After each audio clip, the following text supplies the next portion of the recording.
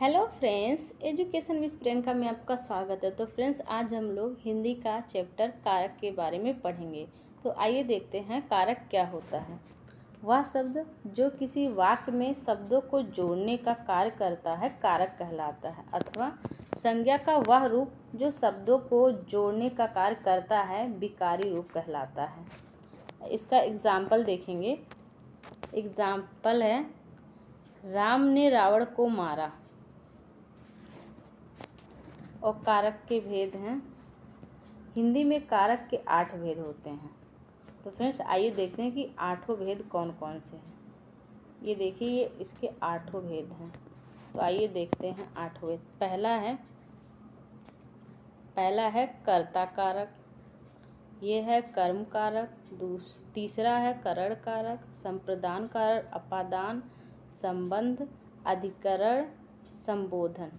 तो फ्रेंड्स, ये 8 प्रकार के कारक होते हैं। इसको डिनोट के मतलब इसको कर्ता में क्या आता है या क्या यूज़ होता है, किससे पता चलता है ये कर्ता कारक है, वो उसका पहचान है ने। कर्ता ने कर्म को करण से, अपादान के लिए संप्रदान के लिए, अपादान से अलगाव, संबंध का की, रारी नानी ने, अधिकरण है मैं पर, और संबोधन हे हो अरे। तो फ्रेंड्स, ये 8 प्रकार के कारक होते हैं। तो आइए अब इसको डिटेल में देखते हैं एक एक करके। तो आइए देखते हैं। पहला है कर्ता कारक। कर्ता कारक है क्रिया को करने वाला कर्ता कारक होता है। क्रिया को करने वाला कर्ता कारक होता, अथवा वाक्य में क्रिया का फल जब सीधे कर्ता पर पड़ता है तब उसे कर्ता कारक कहते हैं। जैसे है एग्जाम्पल है, बादल गरजते हैं, मोर नाचते हैं। मतलब मोर नाचता है, ये क्रिया का फल सीधे कर्ता पे पड़ रहा है, तो यहाँ पे कर्ता कारक होगा। नोट देख लीजिए। नोट में किसी भी वाक्य में कर्ता शब्द की पहचान के लिए सर्वप्रथम क्रिया शब्द की पहचान करते हैं और फिर क्रिया से कौन प्रश्न करते हैं, उत्तर में प्राप्त शब्द कर्ता कारक होगा। कर्ता के रूप में संज्ञा, सर्वनाम अथवा विशेषण का प्रयोग हो सकता है। और इसके एग्जाम्पल हैं जो संज्ञा, सर्वनाम अथवा विशेषण का प्रयोग हो सकते हैं। जैसे राम दौड़ता है, वह दौड़ता है, काला घोड़ा दौड़ता है। तो फ्रेंड्स, आइए देखते हैं कर्म कारक। यह है दूसरा। तो कर्म कारक है जहाँ कर्ता और क्रिया के साथ कोई कार्य भी उपस्थित हो तो वहाँ कर्म कारक होता है।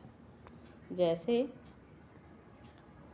है, राम ने रावण को मारा, राधा गीत गा रही है, राम विद्यालय जाता है, माँ मुझे पीट रही है। देखिए, यहाँ कोई ना कोई कार्य उपस्थित है कि राम ने रावण को मारा, राधा गीत गा रही है, राम विद्यालय जा रहा है, माँ मुझे पीट रही है। तो यहाँ पे कोई ना कोई कार्य हो रहा है, तो ये है कर्म कारक। आइए देखते हैं नोट में। वाक्य में कार्य के पहचान के लिए कर्ता और क्रिया से क्या, कहाँ तथा किसको प्रश्न करते हैं, उत्तर में प्राप्त होने वाला शब्द कर्म कारक होता है। आइए तीसरा देखते हैं, करण कारक। करण कारक मतलब साधन। जब किसी वाक्य में कर्ता और कर्म के साथ कोई शब्द साधन के रूप में जुड़ा हो तथा वहाँ करण कारक होता है। जैसे है, मैं बस से स्कूल जाऊँगा, मैं बस से स्कूल जाऊँगा, बस से, तो यहाँ साधन का यूज़ हो रहा है। दूसरा है, माँ मुझे डंडे से पीटती है, डंडे से पीट रही, किससे पीट रही है, डंडे से। तीसरा है, राम ने रावण को बाण से मारा, तो यहाँ बाण से मारा मतलब साधन का प्रयोग हो रहा है। तो जब साधन का प्रयोग होगा तो करण कारक होगा। आइए देखते हैं नेक्स्ट, संप्रदान कारक। किसी को कुछ देना। जैसे इसका एग्जाम्पल है, इसका डेफिनेशन है, संप्रदान शब्द का शाब्दिक अर्थ है देना, अर्थात जब किसी वाक्य में कर्ता किसी को कोई वस्तु देता है तब वहाँ संप्रदान कारक होता है। इसका एग्जाम्पल देखते हैं। एग्जाम्पल है, राजा ने सेवक को कंबल दिया, मैंने छोटे भाई को पैसे दिए, माँ ने भिखारी को चावल दिए, कृष्ण ने राधा के लिए अवतार लिया। नोट है, जब किसी वाक्य में किसी को प्रणाम किया जाए अथवा ईश्वर को कुछ अर्पण किया जाए तब वहाँ संप्रदान कारक होता है। एग्जाम्पल है, प्रभु जी को मेरा प्रणाम, तुलसी को कुछ अर्पण करना। तो फ्रेंड्स आइए देखते हैं नेक्स्ट, अपादान कारक। जहाँ से विभक्त का प्रयोग व्यक्तियों या वस्तुओं से अलगाव करने के लिए किया जाए तब वहाँ अपादान कारक होता है। एग्जाम्पल है, मैंने घड़े से पानी निकाला। दूसरा है, दूल्हा घोड़े से गिर गया। ये देखिए नोट है, जहाँ व्यक्तियों अथवा दो वस्तुओं में तुलना की जाए और वहाँ कर्ता किसी व्यक्ति या वस्तु से भयभीत हो तब वहाँ अपादान कारक होता है। पहला एग्जाम्पल है,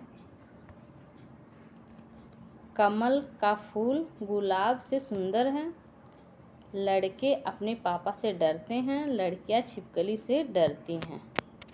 तो फ्रेंड्स ये देखिए, जब कोई भयभीत होता है या तुलना की जाती है तो वहाँ होता है।